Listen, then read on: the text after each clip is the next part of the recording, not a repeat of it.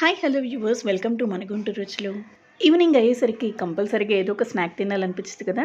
తినకపోతే మటుకు అస్సలు నోరు ఊరుకోదు. అందులోనూ పిల్లలు ఉంటే కనుక మరీ గొడవ చేస్తారు. సో ఈరోజు నేను మీకు ఇంట్లోనే ఎంతో ఈజీగా ఎంతో టేస్టీగా పాపడ్ చాట్ ఎలా చేసుకోవాలో చూపిస్తాను. మనకి ఎక్కువ ఇంగ్రీడియంట్స్ కూడా ఏమీ అవసరం లేదండి. జస్ట్ ఇంట్లో ఉన్న ఉల్లిపాయ, టమోటా, కొత్తిమీర, నిమ్మకాయతోనే ఎంతో ఈజీగా చాట్ ప్రిపేర్ చేసుకోవచ్చు. అలాగే మనం రెగ్యులర్గా తినే పాపడ్స్ని వేపుకొని పక్కన పెట్టుకుంటే సరిపోతుంది. పిల్లలకి డిఫరెంట్ టేస్ట్ అందివ్వాలంటే కనుక ఒక్కసారి ఇలా పాపడ్ చాట్ చేసి పెట్టండి. ఎంతో బాగుంటుంది. మీరే కాదండి, పిల్లలు కూడా ఇది వాళ్ళు ఓన్గా ప్రిపేర్ చేసుకోవచ్చు.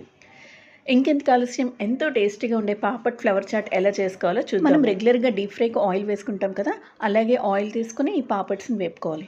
ఇవి రెగ్యులర్గా మనకి దొరికే అప్పడాలు కాదండి, కొంచెం మందంగా ఉంటాయి. మామూలుగా మా సైడ్ అయితే డిస్కో అప్పడాలు అని అంటారు. సో అలాంటి పాపడ్స్ కొంచెం వేగిన తర్వాత మరీ మెత్తపడకుండా కొంచెం గట్టిగా ఉన్నాయి